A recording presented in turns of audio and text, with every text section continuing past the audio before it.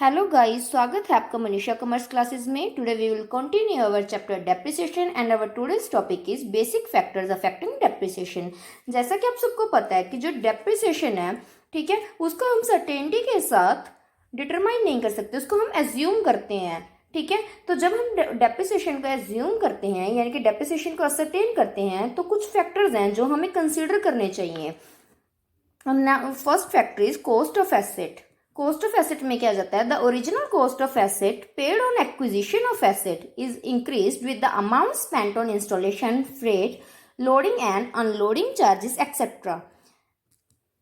वो कह रहा है कि जो ओरिजिनल कॉस्ट है, सिंपल सी बात है, देखो जो हम किसी भी एसेट की कॉस्ट लेते हैं, कितनी लेते हैं, जितनी का हमने वो एसेट परचेज किया। मान लो मैंने एक मशीनरी परचेज की है, मान लो एक मशीनरी परचेज की है 5 लाख रुपीज़ की। ठीक है, तो ये जो 5 लाख रुपीज़ है ये इसकी कॉस्ट नहीं है, ये इसकी ओरिजिनल कॉस्ट है। ठीक है, ये क्या है, इसकी ओरिजिनल कॉस्ट। बट इसकी फ्रेट पे, लोडिंग, अनलोडिंग, जितने भी खर्चा आया, यानी कि जहाँ से हमने मशीनरी परचेज किया है वहाँ से हमारी फैक्ट्री तक लेके आने का जो इतना भी खर्चा है, उसको इंस्टॉल करने का मान लो 50,000 आ गया। ठीक है, तो हमारा टोटल एक्सपेंसेस कितने हो गए, 5 लाख की तो हमने मशीनरी परचेज की है। ठीक है, 50,000 हमने उसके ऊपर एक्स्ट्रा पे कर दिया, तो कितना हो गया हमारा 5,50,000। मतलब ये जो एग्रीगेटेड अमाउंट है, ठीक है, ये जो एग्रीगेटेड अमाउंट है ये है हमारी कॉस्ट ऑफ एसेट। इसको हम कंसीडर करेंगे डेप्रिसिएशन डिटरमाइन करने के लिए। Next is estimated working life.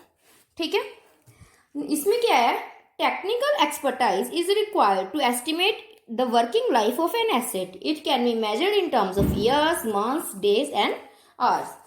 मतलब क्या है कि जब हम कोई भी एसेट परचेज करते हैं, ठीक है, जब हम कोई एसेट परचेज करते हैं, अगर हम उस पर डेप्रिसिएशन डिटरमाइन करना चाहते हैं, मान लो हमने एक मशीनरी ही परचेज की है, ठीक है, मशीनरी पे हमने डेप्रिसिएशन डिटरमाइन करने है, तो डेप्रिसिएशन कैसे डिटरमाइन करेंगे, जब तक हमें उसकी वर्किंग लाइफ ही नहीं पता होगी कि इसकी वर्किंग लाइफ कितनी है, 10 ईयर्स, 15 ईयर्स। तो हमें क्या है, उसके लिए एक टेक्निकल एक्सपर्टाइज की जरूरत पड़ती है। ठीक है, तो उससे हमें पता चल जाए कि मान लो ये मशीनरी है, ये 10 ईयर्स तक वर्क करेगी। ठीक है, 10 साल तक ये इसकी वर्किंग लाइफ है, तो जो इसकी वर्किंग लाइफ है इससे हम इजीली डेप्रिसिएशन कैलकुलेट कर सकते हैं। नेक्स्ट है साल्वेज, रेजिडुअल और या स्क्रैप वैल्यू। ठीक है, साल्वेज, रेजिडुअल, स्क्रैप वैल्यू, इन तीनों का मीनिंग सेम ही है। इसका मतलब क्या होता है, it refers to the estimated amount which will be realised when asset is sold, discarded at the end of working life. ठीक है, मतलब क्या है कि हमने कोई एसेट परचेज कर लिया। मशीनरी का एग्जांपल ले लेते हैं, मान लो हमने मशीनरी है जो वो परचेज की है मशीनरी। ठीक है, मान लो हमने मशीनरी परचेज की 5 लाख रुपीज़ की। ठीक है, और हम कह रहे हैं कि मशीनरी की जो एस्टिमेटेड वर्किंग लाइफ है वो है 10 ईयर्स। अब सिंपल सी बात है कि जो मशीनरी हमने 5 लाख की परचेज की है वो 10 साल तक चलेगी, मतलब 10 साल तक काम करेगी। 10 साल के बाद ऐसा तो है नहीं कि वो मशीनरी की वैल्यू है जो वो नील हो जाएगी, ऐसा तो होगा नहीं। वो मशीनरी को हम कबाड़ में भी बेच सकते हैं, एटलीस्ट कुछ ना कुछ तो उसकी वैल्यू हमें मिलेगी, सेल करेंगे जब। मान लो उसकी वैल्यू हम कबाड़ में ही सेल कर रहे हैं तो उसकी साल्वेज वैल्यू है 50,000। ठीक है, 5 लाख की मशीनरी थी तो हमें एट द एंड, ठीक है, eight the end of working life कितनी वैल्यू मिली है इसकी, 50,000। तो डेप्रिशिएबल अमाउंट क्या होगी, मतलब टोटल हमने डेप्रिसिएशन कितनी लगानी है एक एसेट के ऊपर। कैसे कैलकुलेट करेंगे, 5 लाख जितनी उसकी टोटल अमाउंट थी, ठीक है, उसमें से माइनस कर देंगे हम उसकी साल्वेज वैल्यू। मतलब डेप्रिशिएबल अमाउंट हमारी कितनी आ जाएगी, 4,50,000, यानी कि हमारी मशीनरी है जो 4,50,000 की 10 ईयर्स में खत्म हो रही है। क्लियर है। अब नेक्स्ट पॉइंट देख लेते हैं। नेक्स्ट पॉइंट है हमारा डेप्रिसिएशन इन केस ऑफ ऑब्सोल्सेंस। इसमें क्या होता है कि जब इसमें क्या होता है कि हमारी मशीनरी कितनी पुरानी हो रही है। देखते हैं, if the asset is likely to be nil value due to some new inventions, more amount of depreciation should be provided. Lesser the period more will be the amount of depreciation. इसका मतलब क्या है कि जैसे नई नई inventions आती रहती हैं, ठीक है, कभी कोई इन्वेंशन आ रही है, मान लो हमें भी पता है कि डे बाय डे मार्केट में न्यू न्यू इन्वेंशंस आ रही हैं, न्यू न्यू टेक्नोलॉजी आ रही है, ठीक है। मान लो हमने आज कोई चीज़ परचेज किया है, 6 मंथ्स बाद कोई न्यू टेक्नोलॉजी आ जाएगी, उससे क्या है, जो हमारा एसेट है उसकी जो वैल्यू है वो रिड्यूस हो जाएगी, ठीक है। उससे क्या होता है कि हम मान लेते हैं, मान लो आज हमने एक मशीनरी परचेज किया है 5 लाख रुपीज़ की, ठीक है। एक साल बाद कोई और 5 लाख की ही कोई और मशीनरी आ गई, बट उसकी टेक्नोलॉजी बहुत अच्छी है। हमारे पास अगर मशीनरी में 5 फीचर थे तो उसके पास इस मशीनरी में 10 फीचर्स हैं, ठीक है, इसमें 10 फीचर्स हैं।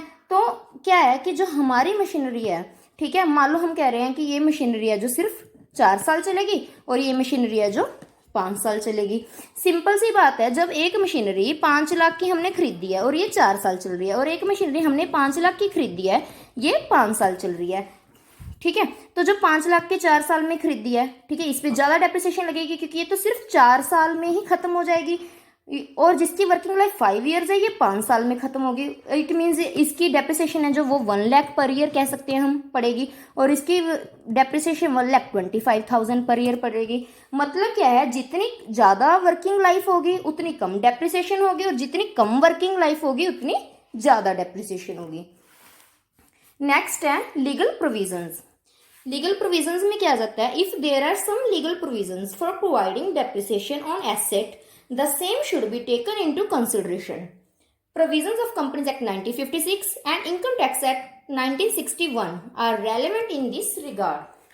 सिंपल सी बात है कि किसी भी चीज़ के रिगार्डिंग अगर हमें प्रोविजंस दी हुई हैं, मतलब हम एसेट्स पे डेप्रिसिएशन लगा रहे हैं, अगर एसेट्स के रिलेटेड हमें प्रोविजंस दी हुई हैं तो वो हम कंसीडर करेंगे ही करेंगे, ठीक है। जैसे हम कंपनीज के अकाउंट्स बनाते हैं, ठीक है, तो उसके लिए हमें कंपनीज एक्ट की जो प्रोविजंस हैं, कंपनीज एक्ट 1956 उसकी प्रोविजंस को भी कंसीडर करना पड़ेगा, और इनकम टैक्स एक्ट है जो 1961 उसकी प्रोविजंस को भी कंसीडर करना पड़ेगा जब हम डेप्रिसिएशन कैलकुलेट करते हैं। नेक्स्ट पॉइंट है हमारा addition to assets. Addition to assets में क्या है, any capital expenditure incurred on extension और addition to old asset will be subject to depreciation from the year in which the addition is made to the asset। मतलब क्या है कि हम कोई भी कैपिटल एक्सपेंडिचर करते हैं। First of all capital expenditure क्या होता है, जब हम कोई लॉन्ग टर्म एसेट खरीदते हैं, कोई फिक्स एसेट खरीदते हैं, ठीक है। मान लो हमने एक मशीनरी खरीदी थी, ठीक है, एक मशीनरी हमने खरीदी थी 2012 में, अब हम उस पर डेप्रिसिएशन लगा रहे हैं, ठीक है, और एक मशीनरी हमने खरीद ली 2015 में, ठीक है। जब हमने एक मशीनरी 2012 में खरीदी थी तो उसके ऊपर हमने डेप्रिसिएशन लगाई 12 की, 13 की, 14 की और 15 की।